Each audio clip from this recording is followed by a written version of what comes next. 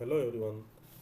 तर या सेशनमध्ये आपण पाहणार आहोत गोईंग टू, म्हणजे गोईंग टूचा यूज कशा प्रकारे करायचा ते पाहणार आहोत फ्रेंड्स. ओके. आता गोईंग टूचा यूज हा स्पोकन इंग्लिशमध्ये वारंवार होत असतो फ्रेंड्स, हे लक्षात घ्या. ओके. त्याच्यामुळे आपल्याला हे पाहणं आणि हे समजून घेणं खूप आवश्यक आहे. म्हणजे आता कशासाठी होत असतो, तर आता लक्षात घ्या, जसं की सेंटेन्स, मी आता एखादी गोष्ट करणार आहे, मी वाचणार आहे, मी स्कूलला जाणार आहे. ओके. मी बाजाराला जाणार आहे. ओके. ती माझ्यासोबत येणार आहे. ओके. आम्ही ते करणार आहोत, आम्ही जाणार आहोत. म्हणजे अशा प्रकारचे जेव्हा सेंटेन्स तुम्ही बनवता त्यावेळेस तुमच्या लक्षात येईल की तिथे गोईंग टूचा यूज इथे होत असतो फ्रेंड्स, हे लक्षात घ्यायचं तुम्हाला. ओके. तर गोईंग टू आणि गोईंग याच्यामध्ये थोडंसं फरक आहे. गोईंग टू हे सेपरेट एक एक फ्रेज म्हणू शकता किंवा मॉडलवर म्हणू शकता, असं एक तयार झालेलं आहे फ्रेंड्स. त्याच्यामुळे याचा अर्थच थोडासा वेगळा होतो आणि हे जास्तीत जास्त कशा प्रकारे यूज होतं ते तुम्ही पुढे तुमच्या लक्षात येईल. तर आता इथे सिम्पल एक लक्षात घ्या की याचा फॉर्म्युला काय आहे. तर जसं की सब्जेक्ट, जसं की ॲम इज आरचा यूज करायचा आहे फ्रेंड्स गोईंग टूच्या आधी. त्याच्यानंतर गोईंग टू आहे. परत V1 म्हणजे वर्बचा फर्स्ट फॉर्म यूज करायचा आहे. वर्डचा फर्स्ट फॉर्म यूज करायचा आहे इथे लक्षात घ्या. आणि remaining part of the sentence किंवा ऑब्जेक्ट तुम्ही काही म्हणू शकता. ओके. म्हणजे इथं लक्षात घ्यायचं आहे की हे थोडंफार तुम्हाला प्रेझेंट कंटिन्युअस टेन्ससारखं सेंटेन्स वाटेल आणि थोडेसे नियम त्याचे तसेच आहेत. फक्त की इथे तुम्ही गोईंग टूच्या नंतर जे आहे तिथे V1 म्हणजे वर्बचा फर्स्ट फॉर्म इथे घ्यायचा आहे, इथे लक्षात ठेवायचं आहे. आता इथं चला मग त्याचं आणखी कसे कसे यूज होतात ते आता थोडंसं पाहूया.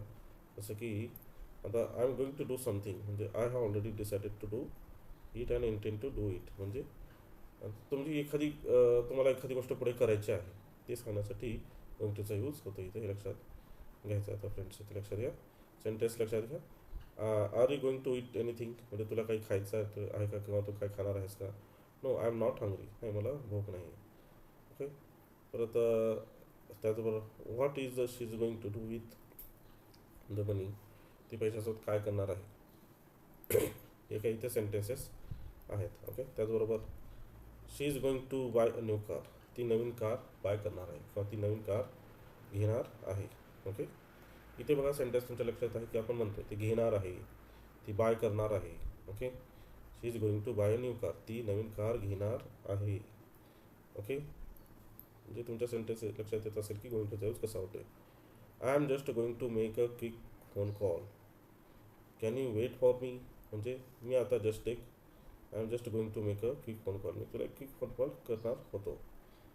ओके. किंवा मी करणार आहे, मी एक तुला फोन कॉल करणार आहे.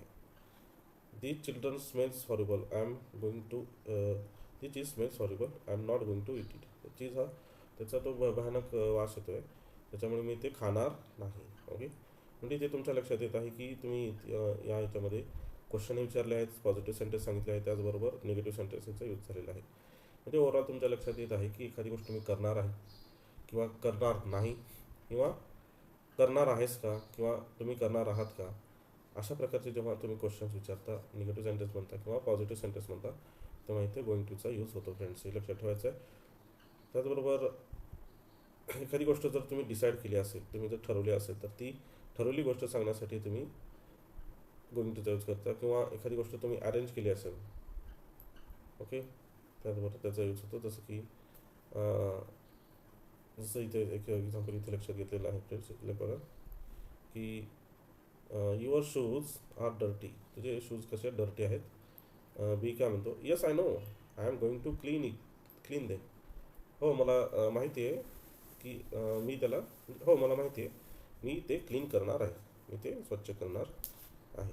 म्हणजे ऑलरेडी तुम्ही ते डिसिजन घेतलेली आहे ते सांगण्यासाठी इथे गोइंग टूचा यूज करता येईल आपल्याला फ्रेंड्स. आता पॉझिटिव्ह सेंटेन्सवरून आपल्याला आणखी लक्षात येईल की कशा प्रकारे समजेल. जसं की I am going to read, मी वाचणार आहे. We are going to start today, आम्ही आज सुरुवात करणार आहोत. किंवा okay, you are going to listen, तू ऐकणार आहेस. He is going to explain, तो स्पष्ट करणार आहे. She is going to finish, ती संपवणार आहे किंवा आज ती पूर्ण करणार आहे. It is going to fly, ते उडणार आहे. Students are going to ask, विद्यार्थी विचारणार आहेत. ओके. आता हे काही आपल्याला लक्षात आलेलं आहे की हे पॉझिटिव्ह सेंटेन्स आहेत फ्रेंड्स. आता पुढे जाऊन आता बघा निगेटिव्ह सेंटेन्स कशा प्रकारे हे आहेत की आता निगेटिव्ह सेंटेन्स बनवत असताना he is not going to come म्हणजे तो येणार नाही, म्हणजे इज जे आहे am is are, okay okay, तर त्याच्या पुढे आपल्याला नॉटचा यूज करायचा आहे, simple is not, is not, okay लक्षात येते. She is not going to come ती येणार नाही, किंवा she is not going to cook ती स्वयंपाक करणार नाही. They are not reference, they are not going to join ते सामील होणार नाही. I am not going to buy new car मी नवीन कार घेणार नाही. Students are not going to write विद्यार्थी लिहिणार नाही. They are not going to get married ते लग्न करणार नाहीत. ओके, अशा प्रकारे तुम्ही निगेटिव्ह सेंटेन्स इथे बनवू शकता फ्रेंड्स. ओके,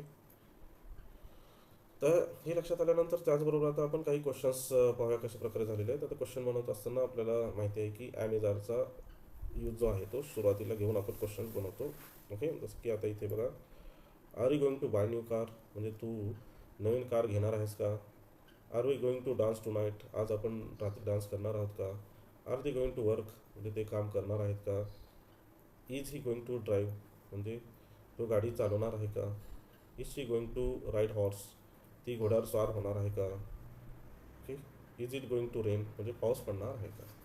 ओके, म्हणजे अशा प्रकारे तुम्ही क्वेश्चन इथे बनवलेले आहेत फ्रेंड्स. ओके, अशा प्रकारे तुम्ही क्वेश्चन इथे बनवू शकता. ओके, तर होप ते तुम्हाला हे लक्षात आलं असेल की गोइंग टूचा यूज करून तुम्ही एखादी गोष्ट ही ठरवलेली आहे किंवा मी करणार आहे हे सांगण्यासाठी तुम्हाला कशा प्रकारे त्याचा यूज होतो हे तुमच्या चांगल्या प्रकारे लक्षात आलं असेल फ्रेंड्स. ओके, तर तुम्ही हे सेंटेन्स अशा प्रकारचे सेंटेन्स बनवायचा प्रयत्न करा. वेगवेगळे सेंटेन्स तुम्ही बनवा आणि करून पहा, म्हणजे तुम्हाला ह्याची चांगली प्रॅक्टिस होईल आणि स्पोकन इंग्लिशमध्ये याचा तुम्हाला फायदा होईल. मस्त आपल्या फॉर्म्युला लक्षात आहे की simple am is are subject plus am is are त्याच्यानंतर गोइंग टू त्याच्यानंतर V1 लक्षात घ्या इथं घ्यायचं आहे. जी गोष्ट तुम्ही करणार आहात त्याचा वर्बचा फर्स्ट फॉर्म इथं घ्यायचा आहे आणि आपल्याला सेंटेन्स इथं बनवायचं आहे फ्रेंड्स. ओके, तर होप तुम्हाला हे चांगल्या प्रकारे समजलं असेल आणि आणखी चांगल्या प्रकारे समजण्यासाठी परत हा सेशन परत एकदा तुम्ही रिपीट करून पहा, म्हणजे तुम्हाला चांगल्या प्रकारे समजेल फ्रेंड्स. ओके, होप तुम्हाला समजलं आहे असं मी आशा करतो. Thank you friends.